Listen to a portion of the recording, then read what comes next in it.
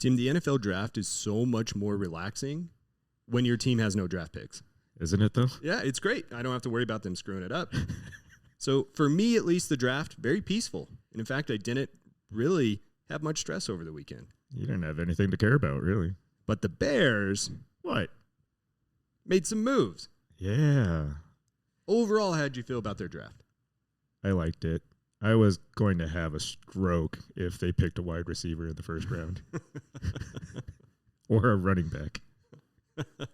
Yeah. The Lions, speaking of which, who have two really good running backs. Yeah, one of which is a bear. Well, the Lions decided to do exactly what the Lions do and draft another running back. So that made a whole lot of sense.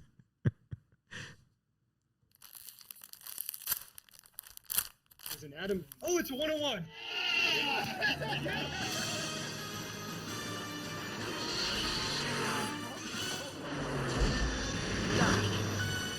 Someone call for a doctor?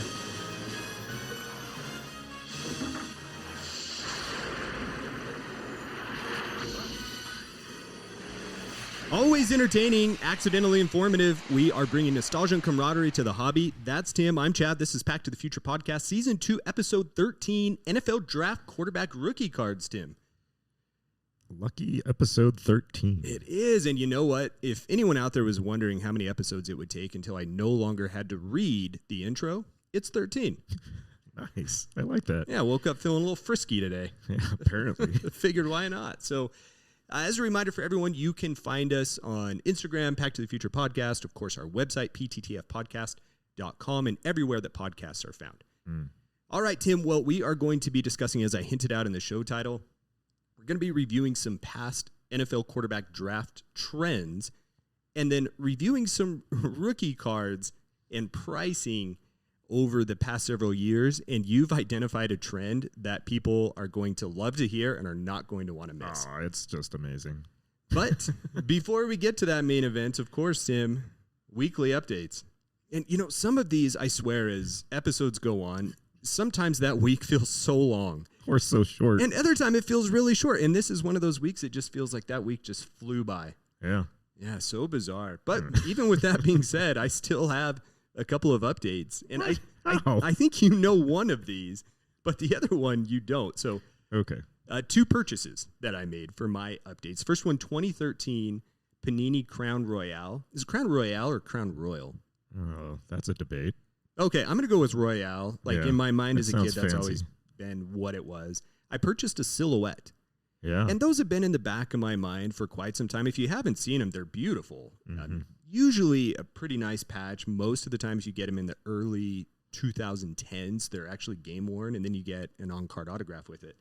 But found a Drew Brees at a very reasonable price. Number 225, so I bought that off eBay. That should be arriving this week. Nice.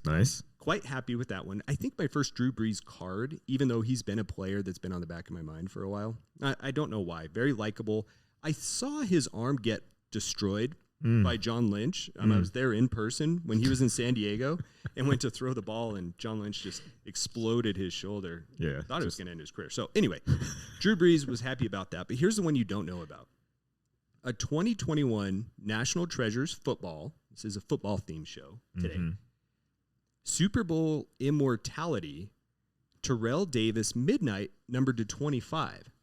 Wow. Now, the thing about this card, if you recall from a few episodes back, I purchased the John Elway out of the same set, the 1-of-1 Super Bowl Immortality. The photo on these cards, they look really good. Yeah. I mean, they are photos from the Super Bowl that they won. The Terrell Davis is featured against Green Bay. Great looking card. Really, the embossed stamp that's on there really pops and makes it look great. So, Tim, if you were to take a wild guess at the cost of this card, what do you think it would be? I know I'm kind of putting you on the spot here. We didn't talk about that pre-show. Sounds like a couple $100 card. $4.01. I saw it initially as it popped up, and I'm like, I'll put down a bid. I think I bid like $12 on it. And then I completely forgot about the card until I won it. I was like, $4? Like, what in the world? How did I get that for $4? Was it like spelled wrong or something? No, I don't think so. If it did, I spelled it wrong too for it to pop up. You are good at that. So. So I was very pleasantly surprised. And in fact, the owner of the card somehow was excited because he or she printed the shipping label immediately and got it in the mail. And so it should be arriving here shortly too. Not even in a plain white envelope. No, I don't think so. I was shocked by that. That's going to be one that I'm going to send in. Terrell Davis does in-person signature events on occasion. Right. And I think that one's going to look really good with his signature on there. I know I talked about doing that last year. I never ended up following through with it, but that card I think is going to look really good. So, what color would you pick for the ink? I think I would. So the Broncos were in their navy blue jerseys back in '98, and so I guess that was '97, '98. I would go maybe orange. I want to see the color of the embossed stamp. Yeah. And if it brings out a different color and really makes it pop, then maybe I would mirror that on the card. Okay. To try and make it pop a little more. But that makes sense. Either way, I was very excited. This is going to be news to everyone here. So I want everyone to sit down. I'm going to break some breaking news, and for you as well, Tim. With these cards of players that I like, usually I overspend for them. I usually overpay. You do. Yeah. It'll be breaking news for everyone out there. So this one I was very excited to get for that low price. That's why I said a couple $100. You're an ass. That went right over my head. I thought you were hyping up the card. You're like, yeah, it's a great card. I'm a little sleepy still. Maybe I lost a little something there. Damn you. Well, with that being said, Tim, that was my weekly update. Yeah. For you, anything that's gone on? Any more work razzing or anything exciting going on in your life over the past week? It was legitimately too busy for me to do much. Yeah. And, fair enough. Tim has been busting his butt the last few weeks, and even with these coming episodes, that you're getting the show outlines up, with really no help. Not much help from me. That's not true. So I very much appreciate that. And with my vacation coming up, you've even already recorded the following week's episode. You're on the ball, man. Yeah. I mean, I've got the next 22 episodes planned out. You just didn't even know it. I like that. Well, all right. No, there was a piece of mail that came because it took a week to come in the mail. Okay. That's the 2017 Mahomes Donruss Optic red and yellow. But I don't see it. It's here. I swear it's in my mailbox. It's in my mailbox. I just haven't gone. The coming in or the outgoing mailbox? I don't have an outgoing mailbox here that fits. All right. You need to hold on to that card, Tim. Here, let me just leave and go down and go to the mailbox. No. Tim gets in his car, speeds off to the post office, wheels screeching, flames coming out from under the tires. Shaking down one of the blue delivery mailbox on the corner of the street. You forget to hit the brakes, just plow right into it. It explodes on the side of the street. It's like, oh, look, somebody else's eBay package. Oh, gosh. We talked about this with your Luka, though. Yeah. I think you should really hang on to that Mahomes, at least for the time being, until we go to national and use that for some type of trade bait, or maybe you sell it there, because at that point, NFL training camps are going to be coming up. The hype's going to be there again to boost his value up. We all know the offseason. We talked about this early on in the year. Mm-hmm. This would be kind of a low point for that card, even coming off the Super Bowl victory. But that would be a really exciting thing to see what you can do with that card, assuming you're not going to hang on to it at the national. Man, it'd kind of be, I would liken it to the NFL draft because, taking a QB like Mahomes, trading down to some Justin Fields. That would be something I would do. Don't do that. But I mean, the card, like I said, it would make for great content. I would love to see it. So actually, Tim, you're on your own with that one. All right.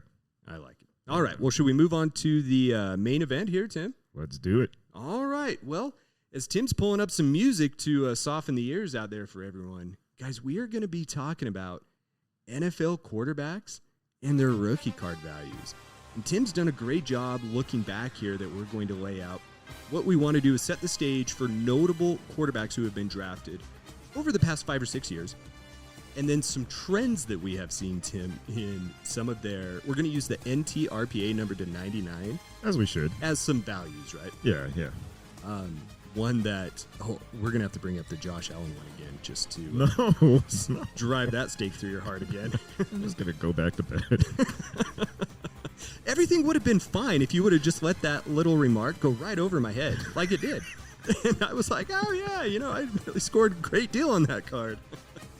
Nope. All right, let's start with the 2017 NFL Draft class just to remind some people of who we're going to be looking at here. A few notables. Tim, you created this outline. The very first person you listed here, Mitchell Trubisky. Come on, you can't forget about him. Mitch Trubisky, as he goes by now. Please. What, you wrote Mitchell. Well, yeah, I mean, that's how I know Like him. Ron Burgundy, man. You put it on here. I'm going to read it. Well, he's in trouble. I call him Mitchell. All right, fair enough. I like that. Deshaun Watson, Patrick Mahomes also from that draft class. That's a... You know, Mahomes obviously speaks for himself. Yeah. Deshaun Watson, we'll see.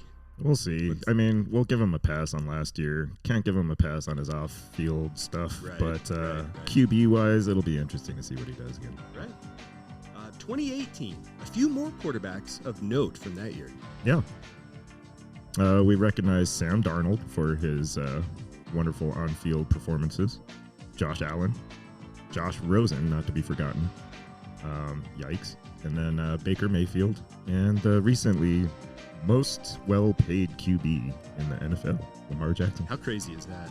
And he doesn't have an agent, right? That was everyone's knocking him like, oh, he doesn't have an agent. That's why he doesn't have a contract. And he's not going to be able to play next year. It came out of nowhere. It's like, oh, today's the NFL draft. And wait, what? He just got paid? Well, it was so odd, too, because in the playoffs this past year, you know, he didn't play. No. You know, Tyler Huntley, the former University of Utah alum, Yeah. he played instead. And there was a lot of talk like, well, why isn't Lamar Jackson playing? Like, is this his exit in way of kind of putting his foot down for Baltimore? So that was very interesting. But that class, Tim, illustrates again that you've got some people who have knocked it out of the park as far as quarterbacks go and other guys that just fall right off. Well, and then also Josh Rosen was one of the most hyped QBs in that class. And, crickets? Yeah, absolutely crickets. 2019, no crickets here in this class. Kyler Murray, Daniel Jones. You know, Daniel Jones really made what seemed to be a leap last year. People were ready to write him off, right? You know, he was definitely not Danny Dimes, but, you know, he was throwing INTs and just everything. Really led their surge at the end of the year there. That's, yeah, definitely. Dwayne Haskins, unfortunately, that's a sad one there. Ugh. Drew Lock, my man. Mm-hmm. So I think we can say all winners there in that class, especially Drew Lock. So that's the 19 class. Tim, let's run through the next couple, and then let's get into these card values here. Tell us about 2020 and remind people there. This is this is a good one. It's so crazy that it was just the 2020 class. You know, you got Herbert, Tua, and then Burrow. In my mind, those guys still feel young, like rookies almost. Oh, right. They have no business being as good as they are, you know? I mean, Tua, debatable still, but, you know, I mean, he's held his own, you know? I think if he can stay healthy, his performance when he's been healthy has been pretty good. Yeah. When he's not concussed. Yeah. But obviously, Herbert seems to be the real deal. Of course, Joe Burrow. Yeah. I mean, somehow underrated compared to Herbert. It's a crime. Right. No, that's a great point. 2021, we got a number of guys. This is where it starts to get juicy, people. So just as a reminder, Trevor Lawrence, number 1 overall. Zach Wilson went number 2 overall. And we're going to talk about him here in just a moment. Wow. Yeah. Then we have Justin Fields at number 3, Trey Lance number 10, and Mac Jones number 14 overall. So that was really a quarterback-heavy first round with 5 picks there. Yeah. I mean, for the hobby, I just remember at the time it was like 5 QBs in the first round. Wow. Right. Like, that product's going to go. And really, to set the stage a little bit more, I think this is the appropriate draft class to interject this. We're thinking about people who are buying into the hype, who buy into rookies, and just go crazy with purchasing some of these quarterback values with hopes that they explode, right? And then the thought would be that card prices explode too. Yeah. But really start to listen to some of these names because you'll see some of these quarterbacks start to split off, and really we can see that they could become great in the future, and these other guys can be just awful. It seems like there's so little in between, right? Like you don't have the serviceable QB anymore. Right. Which is a very interesting point. We didn't talk about that before the show, but you don't see those guys that just linger around. You know, I'm trying to think of who that would be from our era growing up. Like for some reason, Gus Frerotte is kind of like, I don't know why. Andy Dalton would be a good example. Andy Dalton would be a great example. Yeah. Alex Smith, I know he was a Pro Bowler. Yeah. But he would kind of fall into that group, guys that last, a decade or more. Yeah. But you're never really confident that they're going to explode. You're certainly not confident their card prices are going to explode. Right. Or that they could single-handedly lead you to a Super Bowl. Trent Dilfer would be another example. Yeah, the classic game manager. Mhm. Yeah. Right. Yeah. Right. 2022, though. Tim, that's you. Want to finish this off with this list here? 9 QBs that we're trying to keep tabs on currently. And, this is not in order of their, I guess, like, QB rankings, but definitely in order of their draft. So in the first round, you have the first overall. Well, no. So first round, the 20th pick. Sorry, misspoke. Kenny Pickett, currently on the Steelers. We saw him on field. The 74th pick in the third round, Desmond Ridder of the Falcons. Got the 86th pick in the third round, Malik Willis. Already. 94th, Matt Corral. Bailey Zappi, 137th pick in the fourth round. It's a fun name to say. Bailey Zappi. Yep, I think Bob Kraft loves it too. But 144th, you got Sam Howell on the Commanders. 241st, Chris. I won't even try his last name. I'll just get yelled at for it. 247th, you've got Skylar Thompson. And then 262nd, Mr. Irrelevant, Brock Purdy. I hate that term, Mr. Irrelevant. It's so stupid. It is. It just happens to be the last pick of the draft because they ran out of picks. And it's kind of demeaning, too, right? Like, if you make it to the NFL and you get drafted, you have worked, I would assume, incredibly hard at some point in your life to get there. Right. And or you have a lot of talent. Right, because all the undrafted ones are the irrelevant. And it's got to be one of the greatest days in their athletic careers just to be called Mr. Irrelevant. Well, that's true. I mean, they should make a plaque for it. So we set the stage reminding people of all these quarterbacks. And I think in this class here, the 2022 class, Tim, I love how you spoke about where specifically they were drafted, because it illustrates that, and this is going to be obvious for people, that where you're drafted doesn't necessarily equate to play on the field, and it certainly doesn't equate to what the value of their cards are going to be. No, definitely not. And that's why the 2022 class is going to be so interesting, right? I mean, we've already seen some of these guys sniff the field, and then now it'll be interesting to see who stays on the field. And right. So far, aside from Mr. Purdy, I'm not sure that anybody's going to excel on the field. Time will tell, but I would agree with that. And we don't even know with Mr. Purdy. I mean, he had a torn UCL, which could take some time. Yeah. You know, if you can't throw, it makes it tough to throw. Makes it pretty Think about tough. that one, Tim.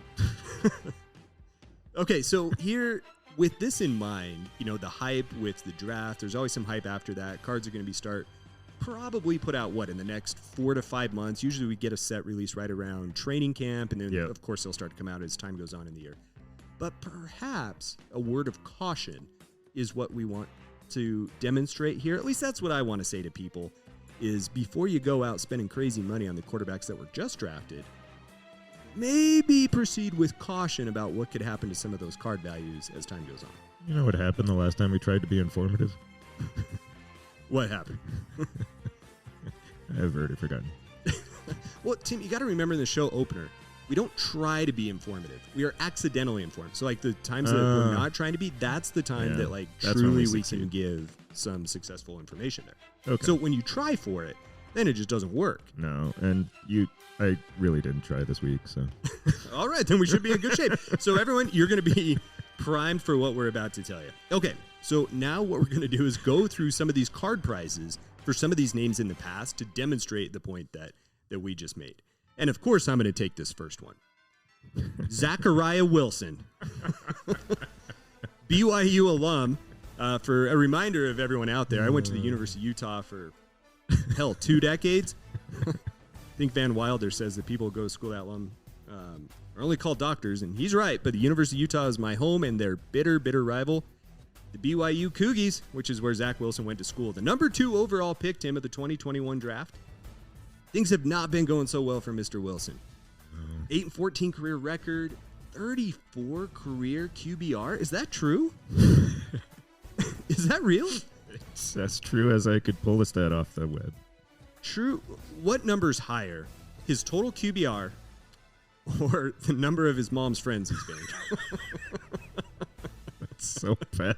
I want an answer. It's so bad. I want the answer. I'm going to go with the latter. I think you're right, too. It's got to be. Or is that the average age of her boyfriends? I'm taking the over. It's got to be the over. The average age is well over his total QBR. Why is that not on the back of a card? Put that stat on the back of the card. Leaf, you hear me? Brian Gray, get on this, please. 8 and 14 career QBR, 8 and 14 career record, 34.9 career QBR. Average age of his mom's friends that he slayed, 47.2. Give me those stats, and then I'll buy his card. Okay, so his value, his NTRPA, which I mentioned earlier in the show, is going to be kind of our baseline, what we're going off here. I've got 2 data points here. I have his most recent card value, Okay. and then I have the highest price that it sold for. So hence the word of caution. The highest price that it sold for, July 4th, 2022. Mm-hmm. You know what's notable about that date, just, aside from Independence Day? Sure. Anything come to mind? I mean, this card sold for $13,000 on that date, Tim. Less than a year ago.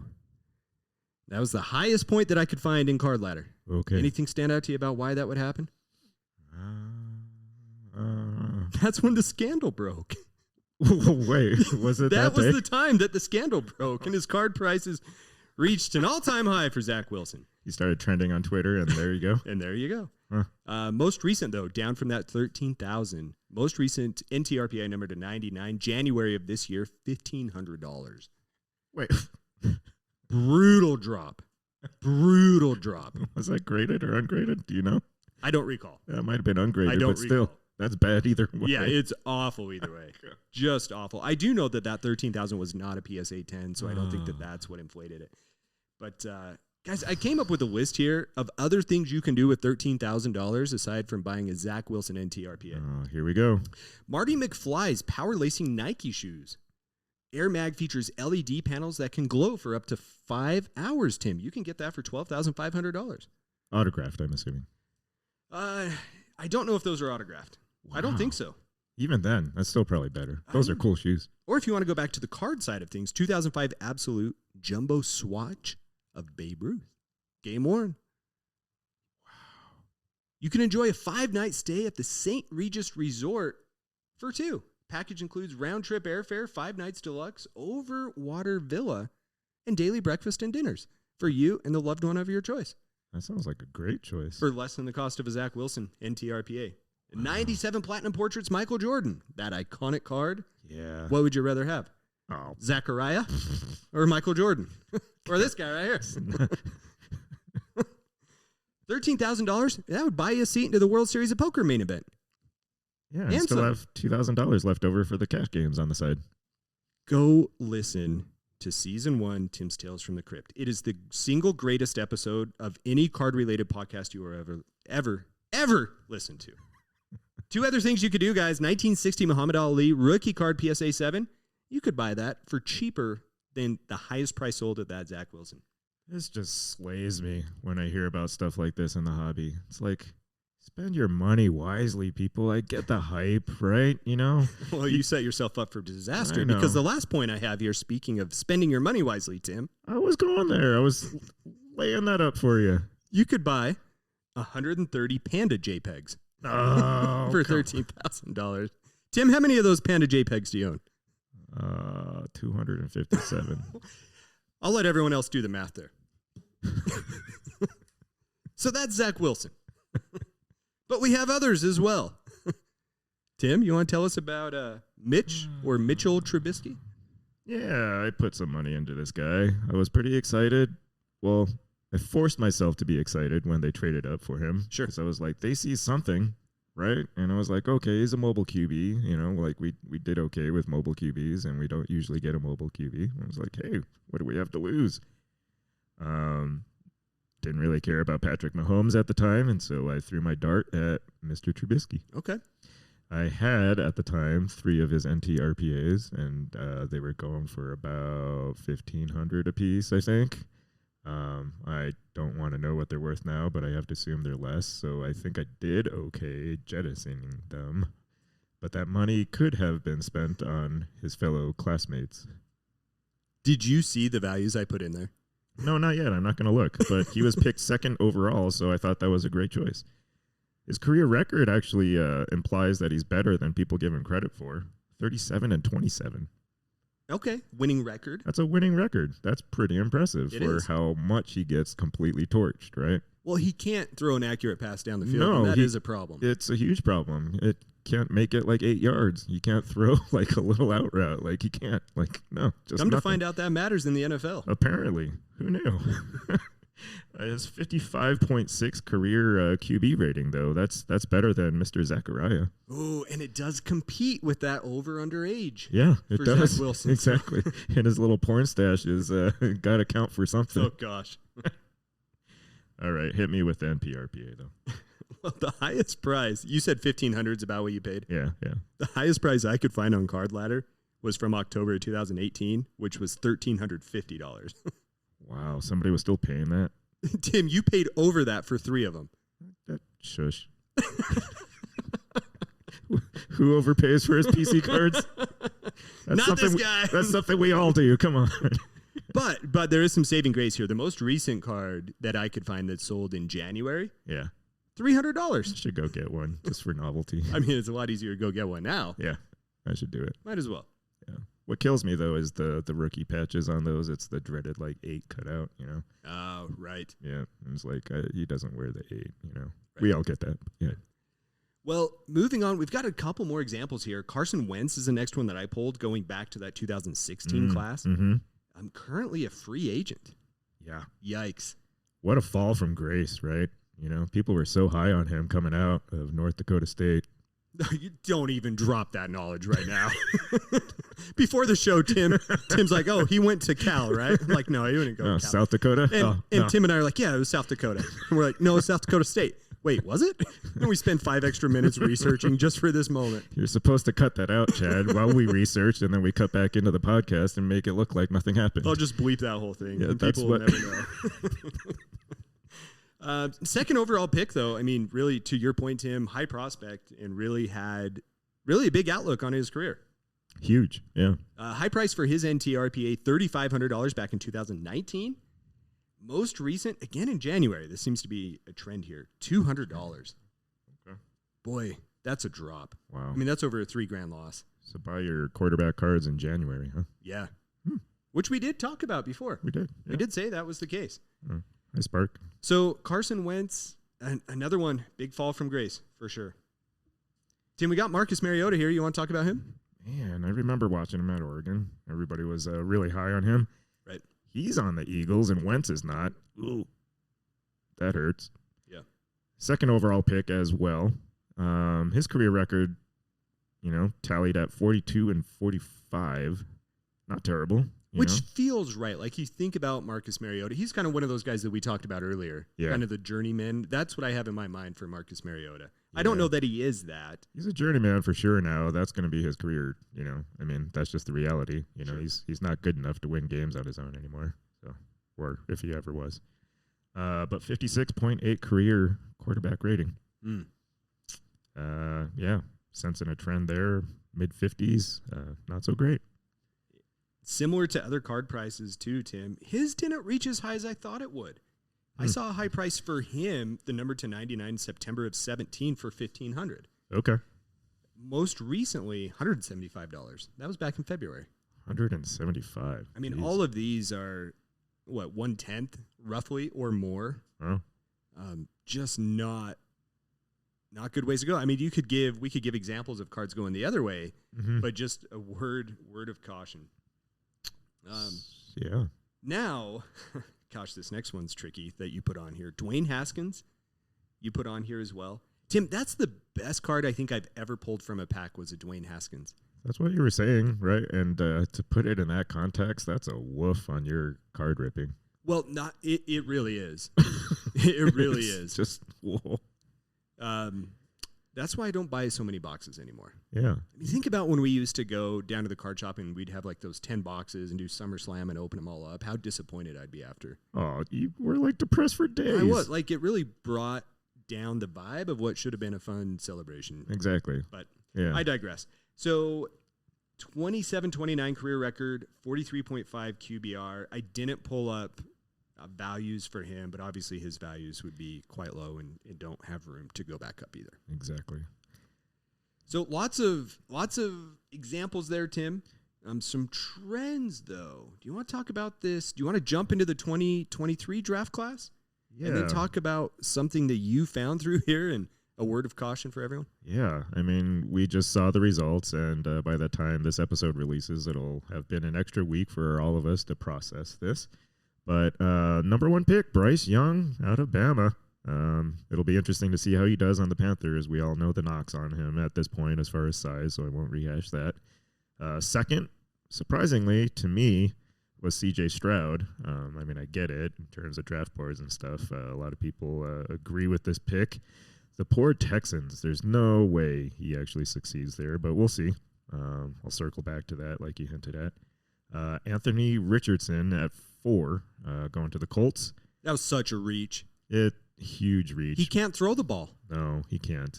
I don't know what the Colts see in him, but maybe he doesn't need to succeed right away since the receivers are kind of middling there anyway, and then you got Jonathan Taylor still. Well, he's a freak athlete. And I feel that they got is. caught up in the Zach Wilson hype. Like, if you think about Zach Wilson, I'm going to go back to that example. Like, with BYU, they didn't beat anyone notable his last year that he played there. But then he had his senior day, or his pro day. Right.